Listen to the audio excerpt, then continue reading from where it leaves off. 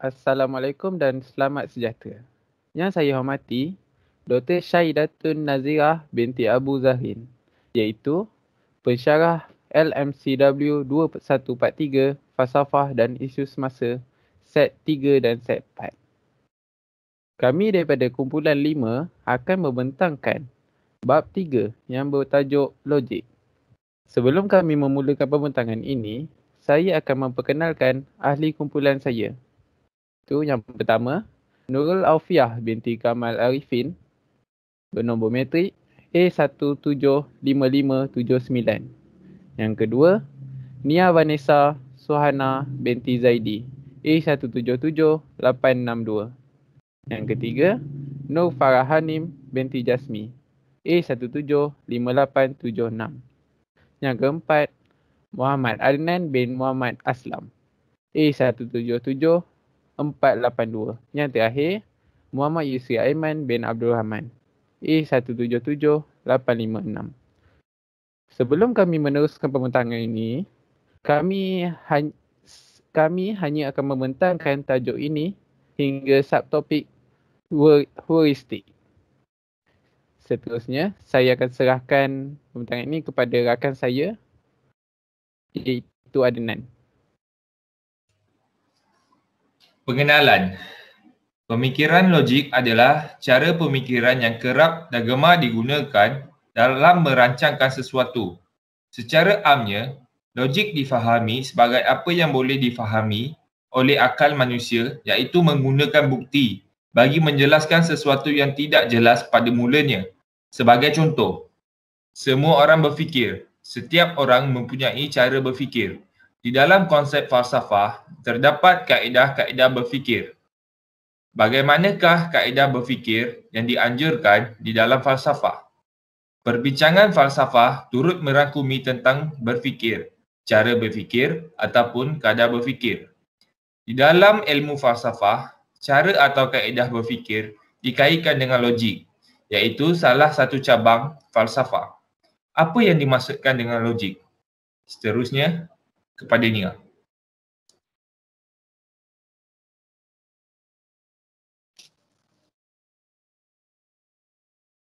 Salam sejahtera Doktor. Saya Nia Vanessa Suhana binti Zaidi, nombor metrik A177862, ingin meneruskan pembentangan seterusnya. Next.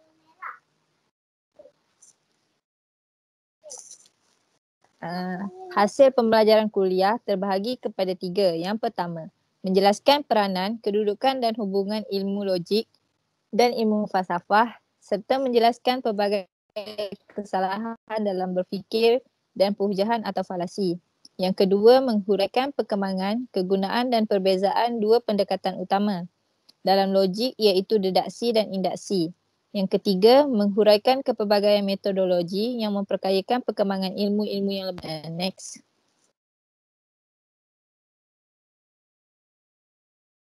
Merujuk gambar rajah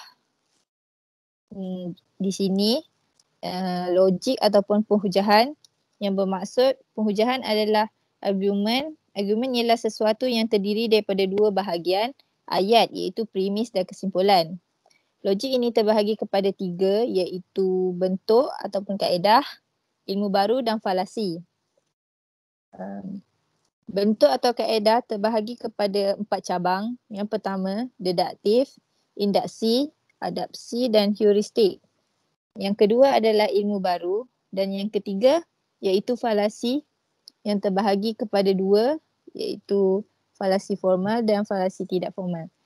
Maksud falasi ialah suatu hujah yang lemah dan tak boleh diterima atau berlaku disebabkan oleh sangkaan yang tidak benar terhadap persekitaran kita.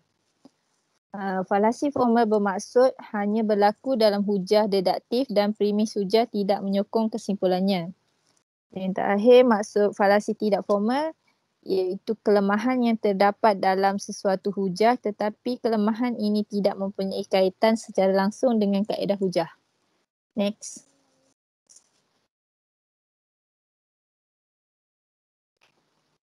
Tajuk seterusnya, peranan logik dan pencegahan falasi.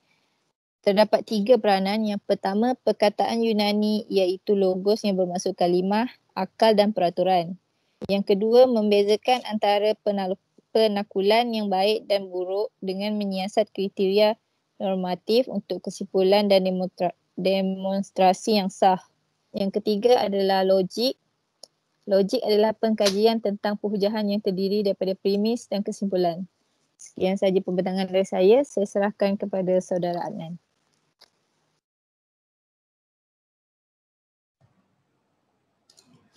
Assalamualaikum, nama saya Muhammad Adnan bin Muhammad Aslam, nombor matrik A177482. Tajuk yang saya ingin sampaikan ialah penghujahan, deduksi dan induksi. Seterusnya.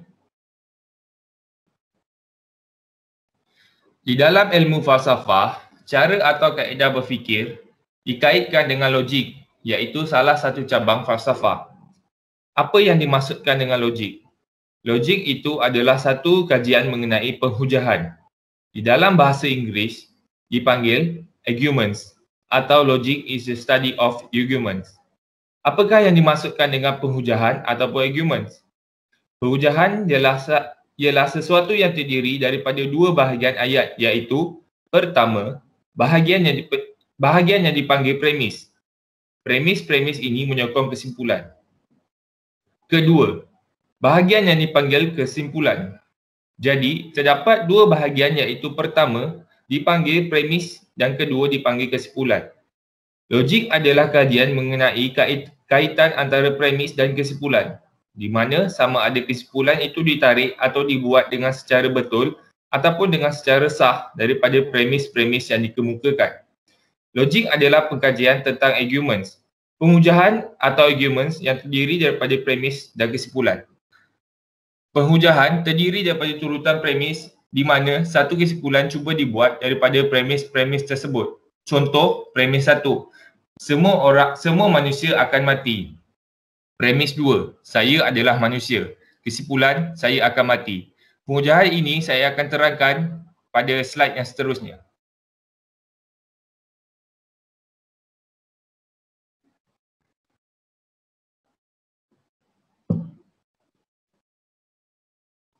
Penghujahan.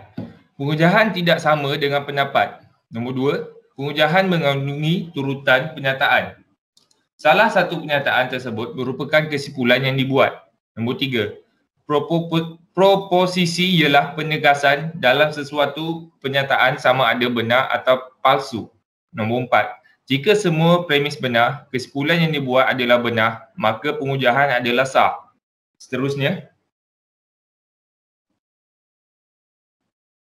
Logik, deduksi dan induksi. Seterusnya.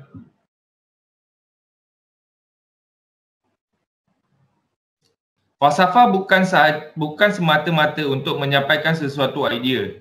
Ia perlu disertakan dengan tindakan untuk mempertahankan sesuatu idea itu. Kita tidak boleh menyuruh orang lain untuk mempercayai sesuatu idea itu hanya dengan memberitahu sumber atau dari mana datangnya idea itu sahaja. Untuk membuktikan idea itu benar, haruslah disertakan dengan justifikasi yang kukuh. Maka, dalam falsafah ada logik. Dan logik terbahagi kepada dua. Pertama, logik deduksi dan kedua, logik induksi. Apa itu logik deduksi? Deduksi ialah satu penghujahan di mana kesimpulan wajib ditarik atau dibuat daripada premis. Bagi kesimpulannya pula, perlulah khusus dibuat daripada pernyataan umum. Sebagai contoh, premis 1, semua manusia akan mati. Premis 2, saya seorang manusia. Kesimpulan, oleh itu saya mati. Teknik untuk deduksi ialah pertama dimulai dengan pernyataan umum. Kedua, ayat topik terlebih dahulu. Ketiga, ayat topik diikuti dengan pernyataan yang lebih khusus. Keempat, isi penting disampaikan dahulu dan terakhir diikuti dengan huraian dan kesimpulan. Contoh lain bagi deduksi ialah Kementerian Pelajaran Malaysia telah memperkenalkan pendidikan asas komputer kepada para pelajar. Langkah tersebut amat dialu-alukan oleh ibu bapa kerana dapat mengisi bidang tersebut terutama di sekolah-sekolah luar bandar. Melalui program tersebut diharapkan dapat memberi peluang kepada pelajar luar bandar untuk mempelajari komputer. Bagi indaksi pula, indaksi ialah satu penghujaan di mana kesimpulan nampak berkemungkinan ditarik daripada premis. Kesimpulan umum dibuat daripada pernyataan khusus. Sebagai contoh, premis 1, 90% pelajar universiti awam tidak mahir berbahasa Inggeris. Premis 2, Zubaidah ialah pelajar universiti awam. Kesimpulan, oleh itu, Zubaidah berkemungkinan tidak mahir berbahasa Inggeris. Di sini, bagi teknik indaksi yang pertama ialah dimulai dengan khusus. Kedua, diikuti oleh pernyataan umum. Ketiga, huraian isi disampaikan dahulu.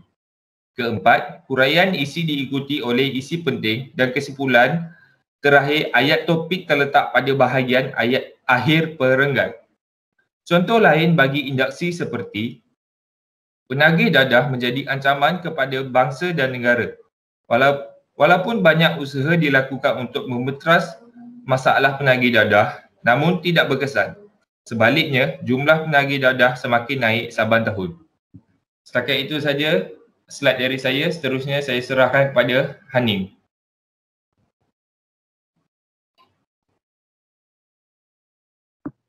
Terima kasih saya ucapkan kepada Adnan. Assalamualaikum. Nama saya Nur Farahani binti Jasmi, memegang nombor metrik A175876. Saya akan membentangkan tentang logik didaktif. Seperti yang Adnan telah beritahu tadi, logik terbagi kepada dua, iaitu didaktif dan induktif. Didaktif yang bermaksud hujah ataupun argumen yang mempunyai konklusi yang kukuh berdasarkan premis-premis yang benar. Manakala induktif ialah hujah yang dikemukakan daripada hasil kajian-kajian yang lalu. Saya akan menjelaskan tentang logik didaktif secara lebih mendalam. Next.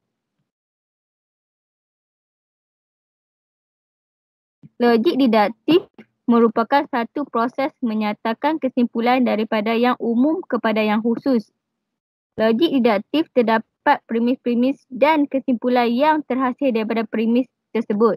Dalam logik didaktif yang sah iaitu valid, sifatnya ialah jika premis-premis yang benar, maka kesimpulan yang terhasil mestilah benar. Sebagai contoh, dalam logik didaktif sekurang-kurangnya mempunyai dua atau lebih premis dari mana kesimpulannya ditarik.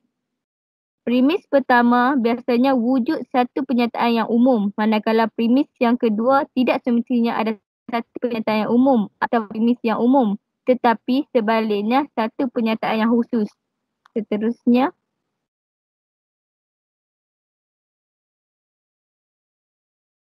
logik didaktif bagi contoh satu. Premis 1, pernyataan umum semua manusia mempunyai jantung. Premis 2, menyatakan bahawa Ali ialah seorang manusia. Kesimpulan, jadi daripada premis-premis boleh dibuat kesimpulan bahawa Ali juga mempunyai jantung.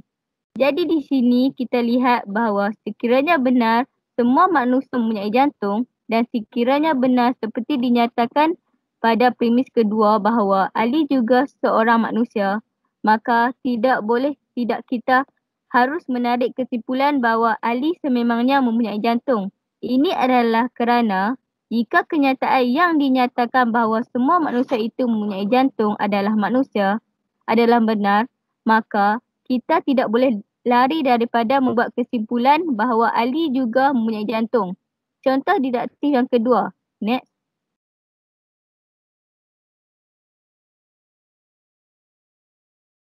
Premis 1, semua manusia akan mati.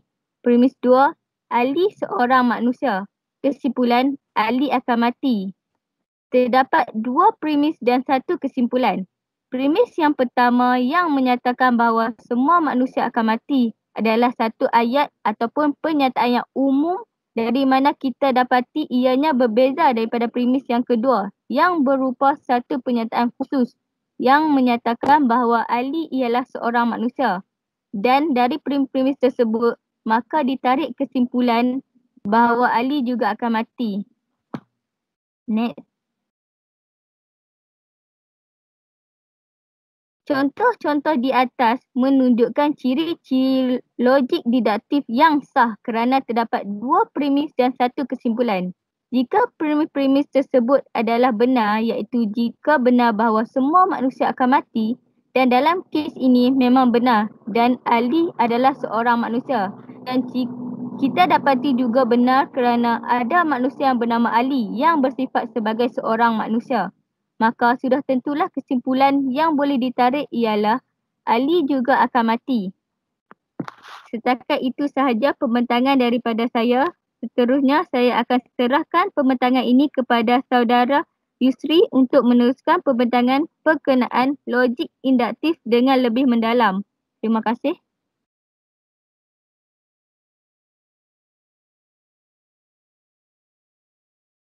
Assalamualaikum. Nama saya Muhammad Yusri Aiman bin Abdul Rahman. Nombor metrik A177-856. Saya akan membentangkan tajuk subtopik logik induktif. Seterusnya. Logik induktif berbeza dari logik deduktif. Ia menyatakan kesimpulan daripada yang khusus kepada umum. Logik induktif hanya memerlukan sekurang-kurangnya satu premis. Logik induktif tidak memerlukan dua premis. Walaupun kebiasaannya terdapat lebih daripada satu premis yang digunakan dan dari premis tersebut ataupun dari premis-premis tersebut kita membuat kesimpulan. Logik induktif tidak mempunyai kriteria ataupun sifat yang sama seperti logik deduktif. Ini adalah kerana dalam logik induktif sekiranya premis ataupun premis-premis betul tidak semestinya bermakna bahawa kesimpulannya juga semestinya betul. Seterusnya. Contoh yang pertama. Premis pertama. Semua burung gagak yang saya lihat selama ini mempunyai bulu yang berwarna hitam. Kesimpulan, dibuat secara induktif bahawa semua burung gagak, maksudnya semua burung gagak di dunia ini mempunyai bulu hitam ataupun bulunya berwarna hitam.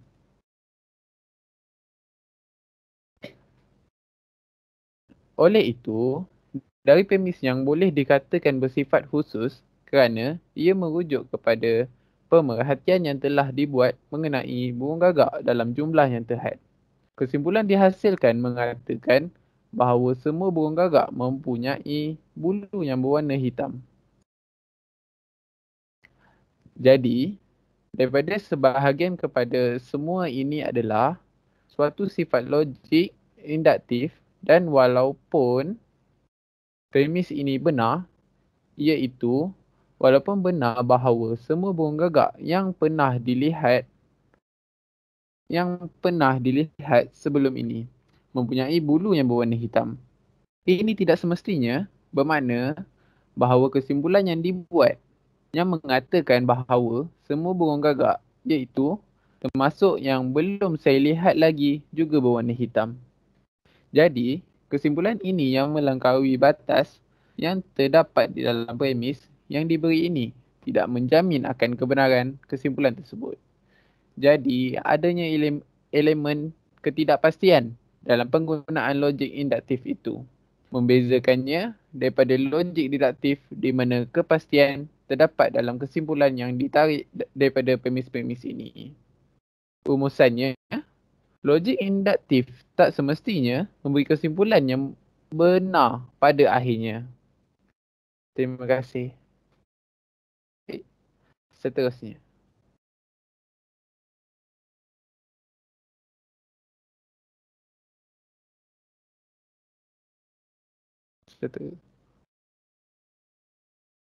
Contoh yang kedua. Premis pertama. Ali seorang datuk yang berkepala botak. Premis kedua. Ahmad seorang datuk yang berkepala botak. Kesimpulan. Semua datuk berkepala botak. Contoh di atas menepati syarat penggunaan logik induktif yang betul. Kerana dalam contoh yang diberikan terdapat dua premis di mana setiap premis itu mengandungi ayat yang berupa ayat khusus. Iaitu, premis pertama mengatakan bahawa Ali adalah seorang datuk yang berkepala botak. Premis kedua mengatakan Ahmad adalah seorang datuk yang berkepala botak. Dan dari dua kes itu maka disimpulkan bahawa semua datuk mempunyai kepala botak. Ini merupakan satu kesimpulan umum berdasarkan kepada premis-premis yang khusus. Ditarik satu kesimpulan umum mengenai datuk-datuk yang dikatakan mempunyai kepala botak. Dapat dilihat bahawa kenyataan umum yang terdapat di dalam kesimpulan itu tidak semestinya benar walaupun premis-premisnya benar. Ini adalah kerana mungkin terdapat datuk-datuk yang mempunyai cucu-cucu yang masih lagi mempunyai rambut dan tidak berkepala botak. Jadi, jika ada datuk-datuk yang masih lagi belum berkepala botak, maka ini sudah tentulah bermakna bahawa kesimpulan yang mengatakan bahawa semua datuk mempunyai kepala botak itu adalah tidak benar. Ini juga adalah satu sifat logik induktif yang mana dari premis-premis yang benar kita menarik kesimpulan umum yang tidak semestinya benar tetapi berdasarkan kepada premis-premis yang telah diberi itu. Sekian, terima kasih daripada saya.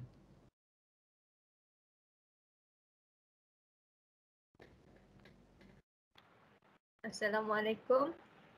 Nama saya Nura Afia binti Kamal Arifin, nombor kad matrik A175579. Saya akan membentangkan subtopik abduksi dan heuristik.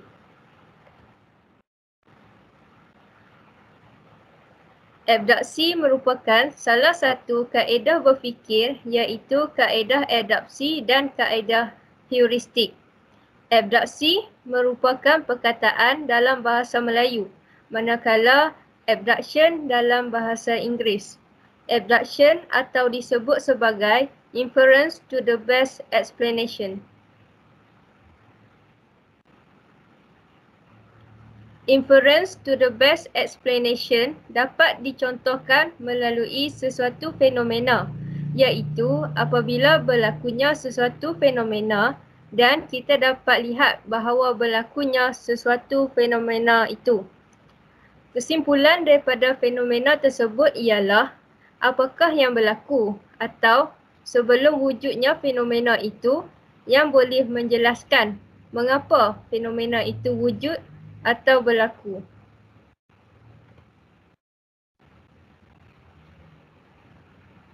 Maknanya, kita cuba menjelaskan dengan cara yang terbaik berdasarkan kepada fenomena yang wujud itu. Dalam hal ini, kita berfikir secara ke belakang atau disebut thinking backwards. Contoh yang boleh kita ambil seperti apabila melihat kereta bergerak di jalan raya. Kita secara tidak langsung akan tertanya, bagaimanakah keadaan tersebut berlaku?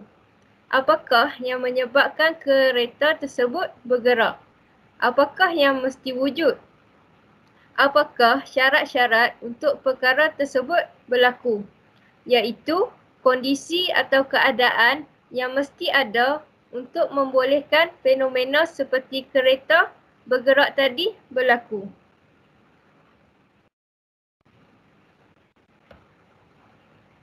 Heuristik. Heuristik ialah kaedah pemikiran yang pantas dan tepat untuk membuat sesuatu keputusan di dalam dunia hari ini, di mana dipengaruhi oleh faktor ketidakpastian. Bagi kaedah heuristik, ianya berbeza daripada kaedah-kaedah didaktif, induktif dan abduktif. Ini kerana kaedah heuristik tidak ada peraturan-peraturan yang sistematik ataupun yang teratur yang boleh diaplikasikan seperti di dalam logik didaktif dan induktif. Walaupun logik heuristik ini tidak mempunyai peraturan yang tertentu, namun ada garis panduan untuk melaksanakan pemikiran heuristik ini. Pemikiran heuristik adalah bersifat penerokaan atau exploratory.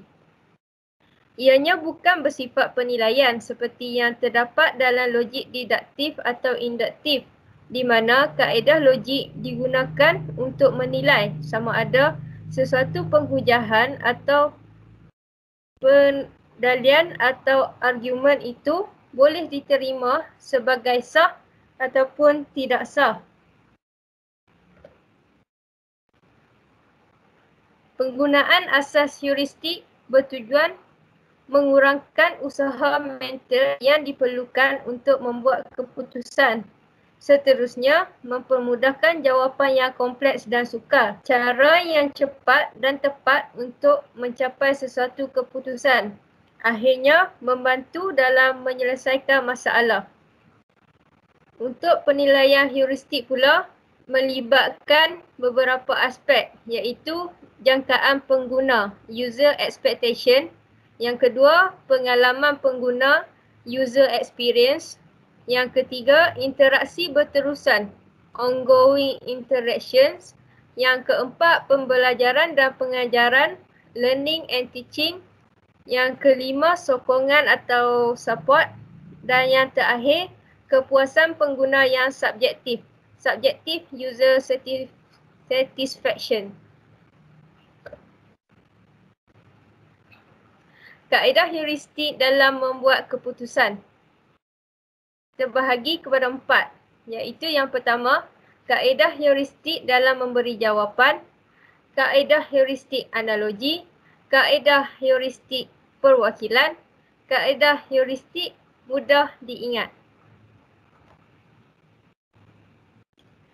Kaedah heuristik dalam memberi jawapan. Membuat pilihan jawapan dahulu dan kemudian mencari cara untuk mendapatkan jawapan yang telah dipilih. Mengambil keputusan dari awal lagi di mana berkemungkinan akan berlaku kesilapan. Contoh, memilih calon isteri atau suami. Yang kedua, kaedah heuristik analogi. Berdasarkan dua situasi atau peristiwa yang mempunyai persamaan, merujuk cara yang pernah kita gunakan untuk menyelesaikan masalah dan membuat keputusan. Contohnya seperti memandu kereta.